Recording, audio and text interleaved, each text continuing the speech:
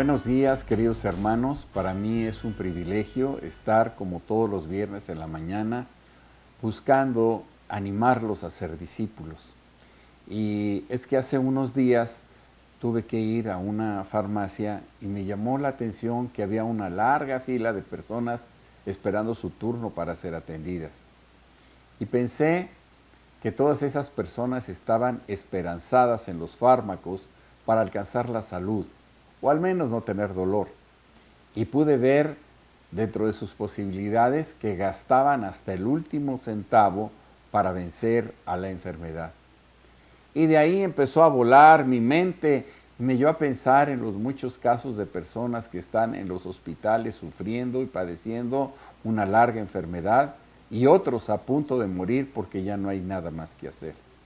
Y me acordé de alguna vez que me llamaron a un hospital privado a orar por un enfermo que estaba en fase terminal.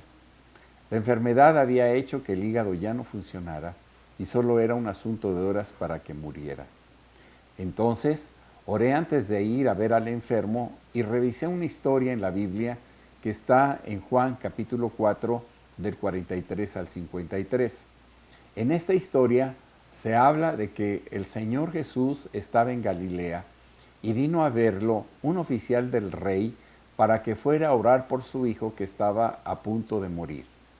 Podemos deducir que el lugar a donde estaba el moribundo, el hijo moribundo, era un lugar lejano. Así que el asunto era urgente. Y Jesús le dijo en Juan 4, versículo 50, «Ve, tu hijo vive», y el hombre creyó la palabra de Jesús, le dijo y se fue. El final de la historia es preciosa porque efectivamente el hijo no murió, sino vivió. Dios sanó al hijo enfermo de larga distancia. Así que algo me decía en mi corazón que yo creyera. Pero cuando llegué al lugar, de veras que parecía la continuación de una funeraria. Había personas llorando, otras ya vestidas de negro de plano. En algún rincón estaban algunos adornos de flores para muertos. Sus hijas estaban desconsoladas y me recibió su esposa muy atribulada. Y pasé a orar bajo esta premisa de la esposa que me dijo, mi esposo está por morir. Pida a Dios que muera en paz. No eran cristianos, así que oré y dije, Señor, haz tu voluntad sobre este hombre y que ya no sufra más. Y me salí casi corriendo. Y le dije a su esposa, cuando pase lo que tenga que pasar, me llama. Le di mi tarjeta y me fui pensando, ¿ese hombre de verdad está muriéndose? Mejor hubiera dicho, muere en paz, pero dije, hágase la voluntad de Dios, porque así lo había sentido en mi espíritu. Y pasaron las semanas, y 2 meses después fue un hombre y su familia a verme a la iglesia. Era aquel hombre moribundo que ahora estaba 100% sano, porque Dios le había dado un hígado nuevo a partir de que oré de que se hiciera la voluntad de Dios en su vida. Él fue sano. Fue un milagro prodigioso. Dimos gloria a Dios por su gran milagro e intervención y toda la familia se convirtió a Cristo y hoy día están sirviéndole al Señor. Así que se convirtieron en discípulos de Cristo.